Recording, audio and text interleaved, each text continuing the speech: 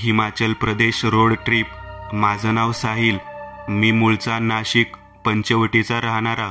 तर ही गोष्ट जवळजवळ 20 जुलैची आहे। त्यात मी, साहिल, अनिकेत आणि सुनील असा आमचा ग्रुप होता। आम्ही लहानपणापासूनच सोबत होतो, एकाच शाळेत शिकलो आणि एकाच कॉलेजमध्येही शिकलो। तर बरेच दिवस झाले आम्ही तिघेही एका सोबत भेटलो नाही आणि 20 जुलैला सुनीलचा वाढदिवस होता।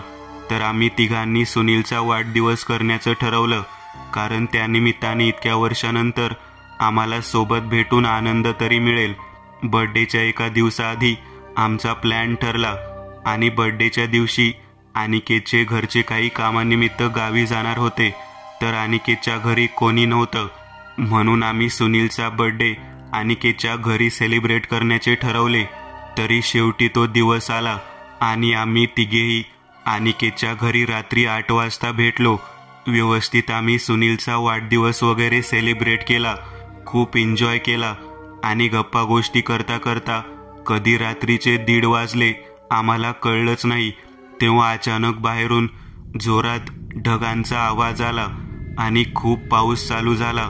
त्यातच अचानक आमच्या बिल्डिंगची लाईट गेली।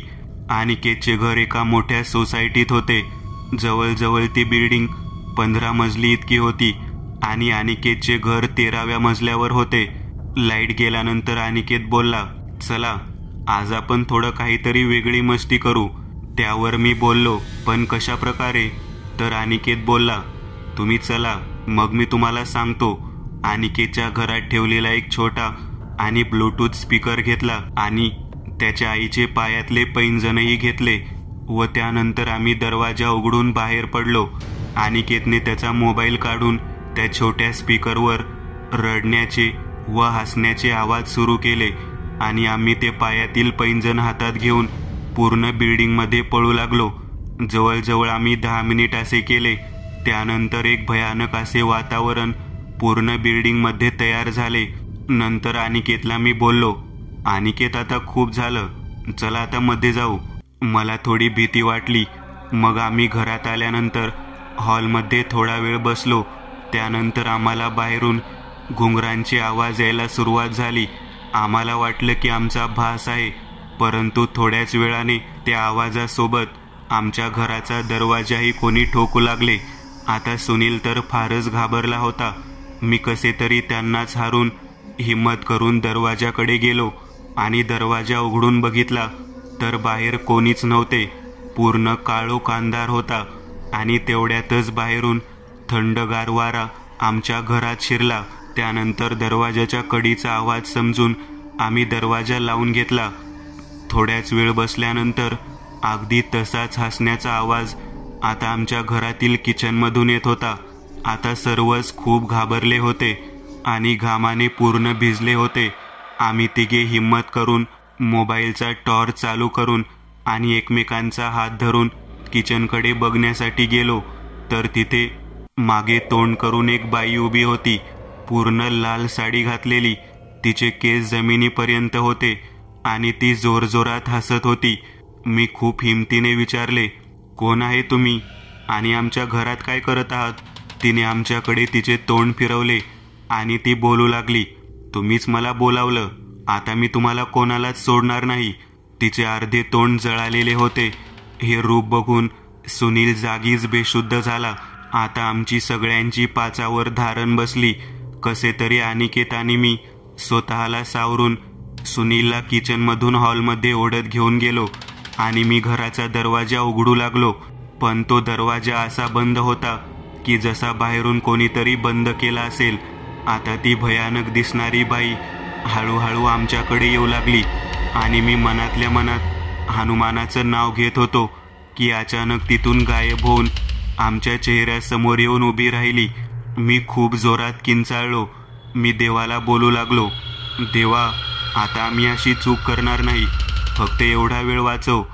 त्यानंतर देवाचं नाव घेत घेत मी आणि अनिकेतही अचानकच बेशुद्ध झालो। त्यानंतर आमचे डोळे सूर्याच्या पहिल्या प्रकाशात उघडले तर आम्ही बघतो काय, आम्ही तिघेही किचनमध्ये होतो।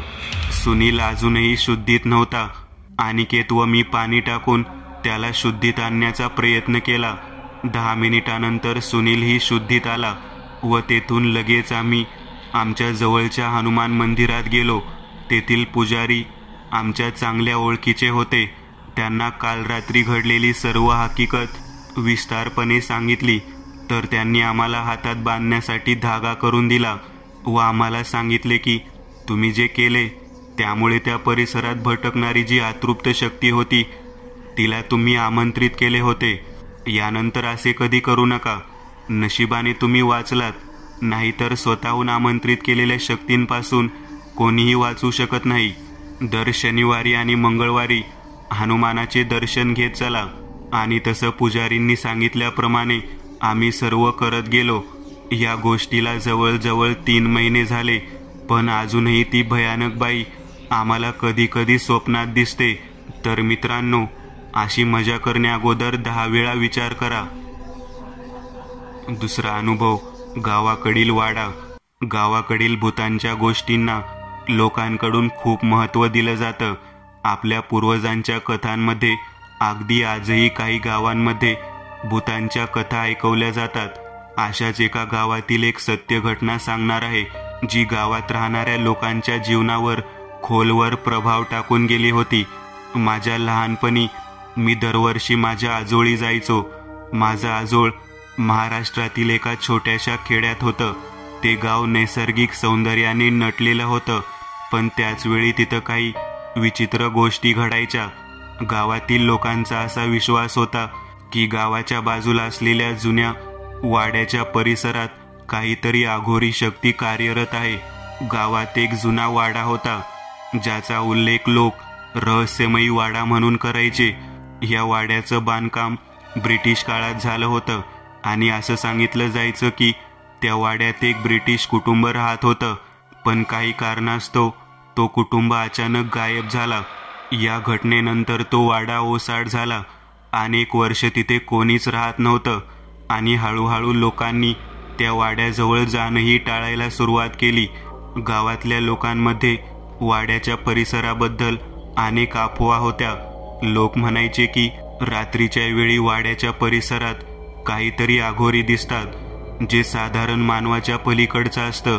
काही जणांनी सांगितलं की त्यांनी तिथे विचित्र आवाज, विचित्र सावल्या आणि अगदी अघोरी आकृती देखील पाहिल्या होत्या. माझं कुतूहल वाढलं होतं आणि एके दिवशी मी आणि माझ्या मित्रांनी ठरवलं की आपण त्या वाड्यात जाऊन सत्य काय आहे ते पाहू. आम्ही संध्याकाळीच वाड्याच्या दिशेने निघालो. वाडा खूप मोठा होता आणि त्याच्या परिसरात खूप मोठे झाड होते. वाड्याच्या आत जाण्याआधीच तिथे एक विचित्र थंडावा जाणवायला लागला. आम्ही हळूहळू पुढे गेलो आणि वाड्याच्या दरवाजासमोर पोहोचलो. दरवाजा खूपच जड होता आणि आम्ही ते ढकलून आत गेलो. आत गेल्यानंतर आम्हाला असं वाटलं की कोणीतरी आपल्याला पाहतंय. वातावरण असं होतं की कुठल्याही क्षणी काहीतरी भयानक घडणार आहे. आम्ही काही पावलं पुढे जात असताना अचानक आम्हाला मागून कोणाचा तरी आवाज आला. आमच्यातला एक मित्र घाबरून मागे वळला, पण तिथे कोणीच नव्हतं. तरीही आवाज पुन्हा आला, जणू काही कोणीतरी जवळ येत होतं. आम्ही त्याच क्षणी पळ काढला. बाहेर पडल्यानंतर आम्ही थोडा वेळ शुद्धीवर आलो. मात्र त्यानंतरच्या काही दिवसांमध्ये आमचं आयुष्य बदलून गेलं. त्या मित्राने सांगितलं की त्याच्यावर रात्रीच्या वेळी कोणीतरी येऊन दबाव टाकते, जणू काही त्याचा श्वास रोखला जाते. तो झोपेतून भयभीत होऊन जागा व्हायचा आणि रडायचा. त्याच्या घरच्यांनी गावातील तांत्रिक साधूंना बोलावलं. साधूने सांगितलं की त्या वाड्यात खूप मोठ्या प्रमाणात नकारात्मक शक्ती कार्यरत आहेत आणि ते प्राचीन काळापासून तिथं वास करत आहेत. त्याने तात्काळ त्या मित्राला मंत्रोपचार करण्याचा सल्ला दिला. त्या मित्राला काही काळानंतर आराम मिळाला, पण त्याच्या मनावर अजूनही त्याचा परिणाम दिसून येत होता. या घटनेनंतर आम्ही सर्वांनी ठरवलं की त्या वाड्याजवळ पुन्हा कधीही जाऊ नये. गावातील लोकांनी आम्हाला खूप काही सांगितलं.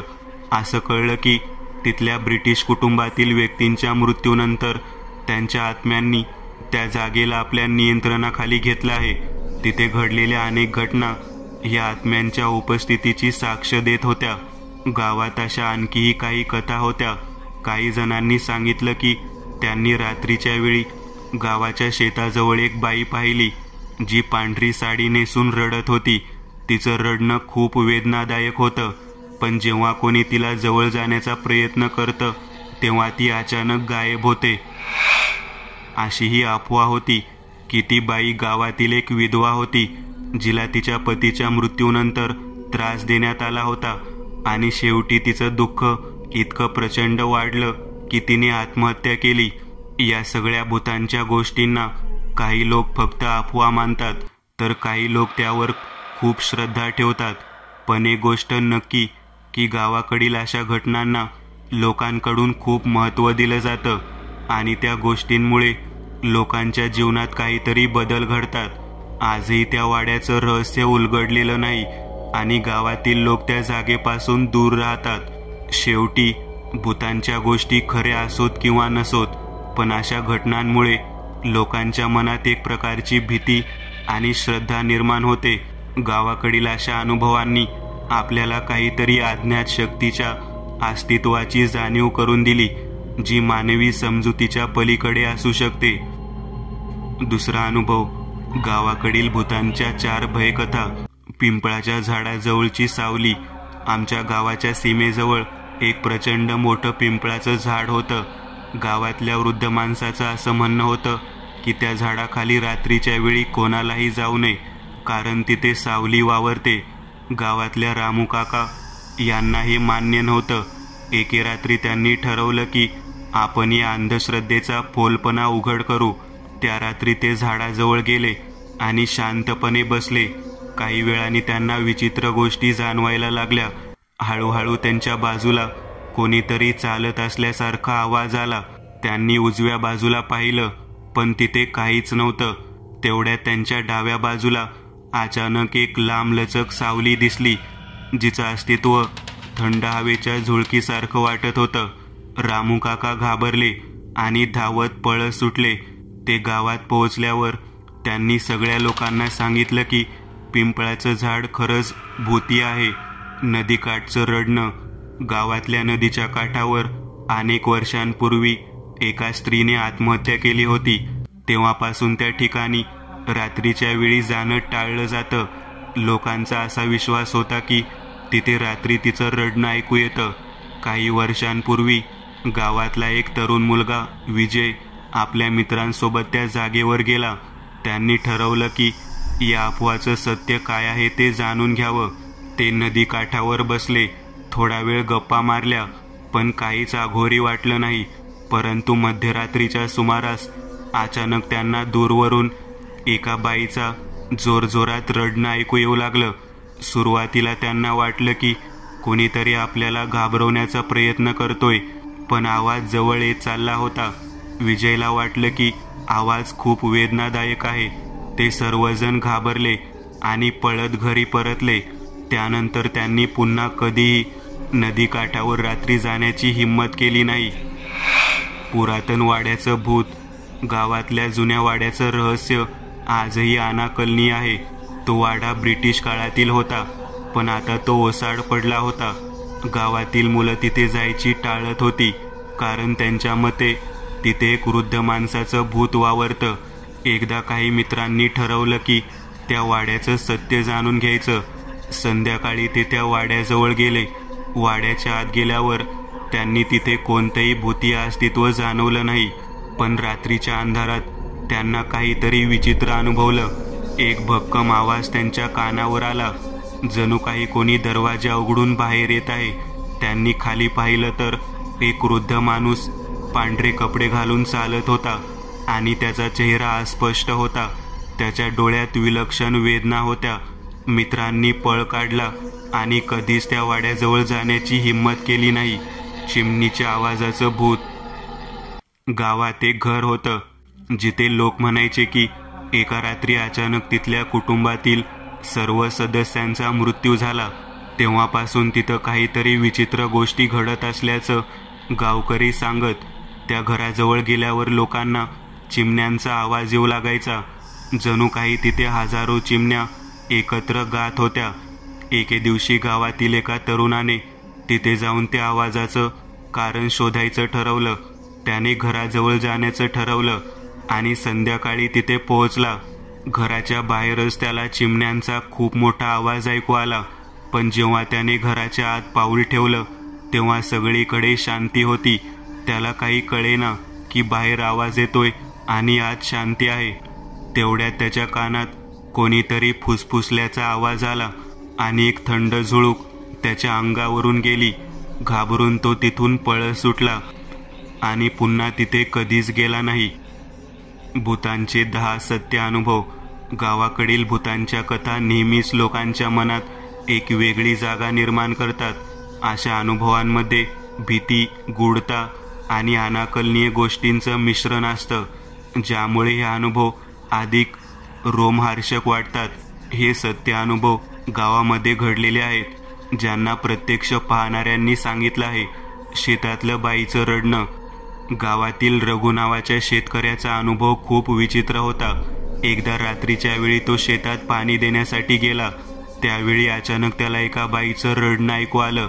सुरुवातीला त्याने दुर्लक्ष केलं, पण आवाज अधिकच जवळ आला. जेव्हा त्याने मागे पाहिलं तेव्हा एक पांढरी साडी नेसलेली बाई त्याच्या दिशेने येताना दिसली. घाबरून त्याने लगेच पळ काढला आणि कधीच त्या वेळेनंतर रात्री शेतात पाणी देण्यासाठी गेला नाही. ओसाड वाड्याचं रहस्य. गावातील एक जुना ओसाड वाडा लोकांना नेहमीच भीती घालायचा. एकदा काही तरुण मुलं वाड्याच्या रहस्याचा शोध घेण्यासाठी आत गेली.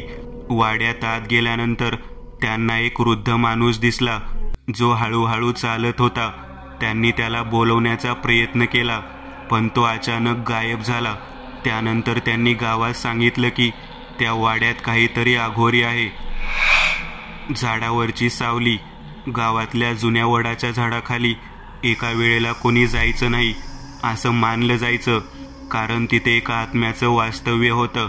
गावातील एका व्यक्तीने एकदा ती अफवा खोटी आहे हे सिद्ध करण्यासाठी झाडाखाली झोपायचं ठरवलं, पण रात्री त्याला झोपेत कोणीतरी गळा आवळत असल्याचं जाणवलं. त्यानंतर त्याने गावात सांगितलं की झाडाखाली खरोखरच काहीतरी असामान्य आहे. शाळेचं भूत. गावातील शाळा एकेकाळी बंद पडली होती, कारण तिथे विचित्र गोष्टी घडायला लागल्या होत्या.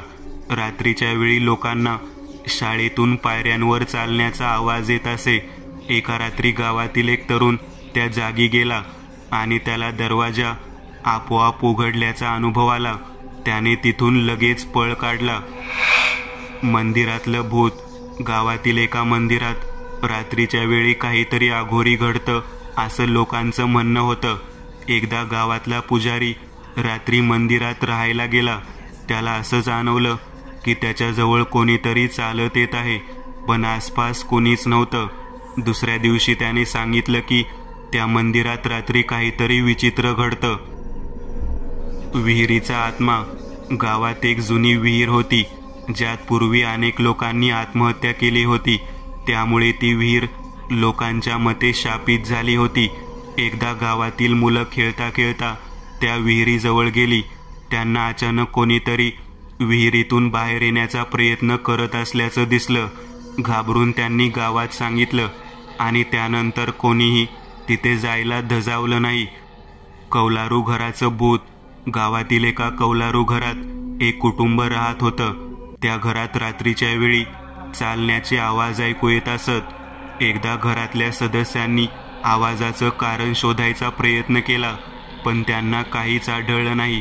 त्यांनी घर सोडलं, कारण त्यांचा विश्वास होता की त्या घरात काहीतरी अघोरी आहे. रस्त्यावरचं अदृश्य वाहन. गावातील एका रस्त्यावर रात्रीच्या वेळी अनेक वेळा एका अदृश्य वाहनाचं अस्तित्व जाणवलं जात होतं. गावातल्या काही जणांनी सांगितलं की त्यांना अचानक एका वाहनाचा हॉर्न ऐकू आला, पण ते पाहिलं तर तिथे काहीच नव्हतं. अशा अनेक घटना घडल्यामुळे लोकांनी त्या रस्त्यावरून रात्री जाणं बंद केलं. देवीचं भूत. गावातील एका देवीच्या मंदिरात अचानक वास येणं आणि धुपाच्या सुगंधासह विचित्र आवाज ऐकू येणं ही घटना अनेकांनी अनुभवली. एकदा गावातील एका स्त्रीने सांगितलं की तिला देवीच्या मूर्तीसमोर कोणीतरी ध्यानस्थ अवस्थेत दिसलं, पण काही क्षणातच ती आकृती गायब झाली. तलावातील आत्मा. गावाजवळ असलेल्या तलावात एका मुलीने आत्महत्या केली होती आणि तेव्हापासून तिथे रात्री तिचं दर्शन होतं असं गावातले लोक म्हणत. एकदा गावातील तरुणांनी त्या ठिकाणी जाऊन पाहिलं. त्यांना तलावाच्या काठावर एक आकृती दिसली जी पाण्यात विरघळल्यासारखी दिसली. त्या घटनेनंतर ते सर्वजण धास्तावले आणि तलावाजवळ जाणं बंद केलं. शेतातील बुजगावणं. बुजगावणे हा विषय म्हणजे मराठी ग्रामीण भागातील लोकजीवनात एक भयकारी आणि गूढता असलेला घटक आहे. शेतामध्ये उभे केलेले हे मानवी आकाराचे बाहुले ज्याचा वापर पक्ष्यांना दूर ठेवण्यासाठी केला जातो, पण त्याच्याशी निगडीत अनेक लोककथा, अंधश्रद्धा आणि गूढ गोष्टी सांगितल्या जातात. मी ज्या सत्य घटनेबद्दल बोलणार आहे ती माझ्या आयुष्यात घडलेली एक भयानक आणि चित्तथरारक घटना आहे जी मी आणि माझ्या कुटुंबाने अनुभवली. ही घटना साधारणतः 10 वर्षापूर्वीची आहे. माझं घर महाराष्ट्रातील एका छोट्याशा खेड्यात होतं जिथं मुख्य उत्पन्नाचा स्रोत शेती होता. माझे वडील आणि आजोबा शेती करायचे आणि मी सुद्धा उन्हाळ्याच्या सुट्ट्यांमध्ये त्यांना मदत करायला जायचो. आमच्या शेतात पिकं चांगली आहेत, पण दरवर्षी पिकं पक्ष्यांपासून वाचवण्यासाठी आम्ही शेतात बुजगावणं उभं करायचो.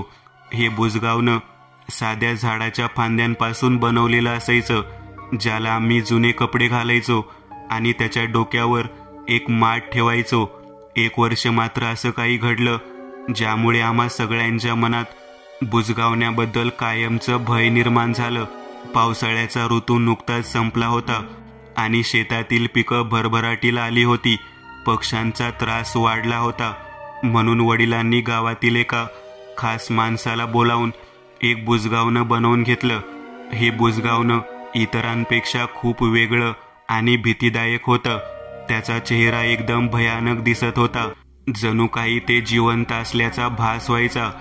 गावातील काही वृद्ध माणसांनी यावर टिप्पणी करताना सांगितलं होतं की हे बुजगावणं साधं नाही, याचं काहीतरी गूढ आहे. विचित्र घटना सुरू होतात. बुजगावणं उभं केल्यावर काही दिवस सगळं सुरळीत चाललं. पक्ष्यांचा त्रास कमी झाला होता आणि पिकं चांगली वाढत होती. पण हळूहळू आम्ही काही विचित्र गोष्टी लक्षात घेतल्या. रात्रीच्या वेळी शेताच्या जवळून जाणाऱ्या लोकांना असं जाणवायला लागलं की बुजगावणं आपलं स्थान बदलतंय. कोणी सांगायचं की त्यांनी ते बुजगावणं शेताच्या दुसऱ्या बाजूला पाहिलं, तर कोणी सांगायचं की त्यांनी त्याचं डोकं हालताना पाहिलं. सुरुवातीला आम्ही सगळं अफवा म्हणून दुर्लक्ष केलं, पण हळूहळू घडणाऱ्या घटनांनी आमचं लक्ष वेधलं. एका रात्री माझे वडील आणि मी शेताची पाहणी करायला गेलो होतो. पावसामुळे शेतात खूप चिखल झाला होता आणि आम्हाला टॉर्चचा प्रकाश घेऊन जायला लागलं. शेतात पोहोचल्यानंतर आम्हाला बुजगावण्याजवळ काहीतरी हालचाल झाल्याचं जाणवलं. वडिलांनी टॉर्चचा प्रकाश बुजगावण्याकडे वळवला आणि त्या क्षणी आम्ही जे पाहिलं ते आमच्यासाठी एक धक्कादायक दृश्य होतं. बुजगावणं हालत होतं. त्याचा एक हात उचललेला दिसला, जणू ते आमच्याकडे येण्यासाठी पुढं येत होतं. वडिलांनी मला लगेचच पळण्यास सांगितलं आणि आम्ही शेतातून धावतच घराकडे परतलो. त्या रात्री आम्ही दोघंही फार घाबरलेलो होतो आणि आम्हाला झोप लागणं अशक्य होतं. दुसऱ्या दिवशी गावातील इतर शेतकऱ्यांनाही ही घटना सांगितली आणि त्यांनी याबाबत सतर्क राहायला सांगितलं. पुजाऱ्याचं आगमन. गावात अशा प्रकारच्या घटना घडल्यावर एकच उपाय असायचा आणि तो म्हणजे गावातील जुना पुजारी.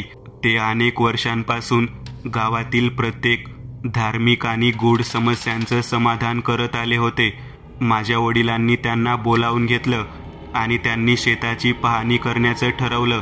पुजारी शेतात आले आणि त्यांनी बुजगावण्याच्या जवळ जाऊन मंत्रपठण सुरू केलं. मंत्रपठण चालू असताना बुजगावणं एकदम शांत आणि स्थिर उभं होतं, पण अचानक वाऱ्याचा जोर वाढला आणि पुजारीचं पाठवणं थांबलं. त्यांनी सांगितलं की हे बुजगावणं साधं नाही, त्यात एक प्रकारची अनुभव शक्ती आहे, त्यात एक प्रकारची अशुभ शक्ती आहे, ज्यामुळे असं विचित्र वागायला लागलं आहे. त्यांनी काही विधी करून त्या बुजगावण्याला ताबडतोब नष्ट करण्याचं सांगितलं. शेवटचा निर्णय. पुजाऱ्यांनी सांगितल्यानुसार आम्ही बुजगावनं ताबडतोब शेतातून काढून टाकण्याचं ठरवलं. माझे वडील आणि काही शेतकरी बुजगावण्याजवळ गेले आणि त्यांनी ते जमिनीतून उपटून टाकलं. बुजगावनं उपटताच एक जोरदार वादळ उठलं आणि त्याच क्षणी आम्हाला जाणवलं की काहीतरी अघटित घडतंय. ते बुजगावनं आम्ही गावाच्या बाहेर घेऊन गेलो आणि त्याला जाळून टाकलं. जळताना ते बुजगावनं एक प्रकारचा विचित्र आवाज काढत होतं, जणू काही ते तडफडत होतं. त्या रात्रीनंतर शेतातल्या विचित्र घटना थांबल्या आणि पुजारींनी सांगितलं की आता सगळं सुरळीत होईल. अनुभवाची शिकवण. या घटनेनंतर आम्हा सर्वांच्या मनात बुजगावण्याबद्दल कायमची भीती निर्माण झाली. जरी ती एक साधी वस्तू असली तरी त्याच्याशी संबंधित गूढता आणि भयकारक अनुभव आम्ही कधीही विसरू शकत नाही.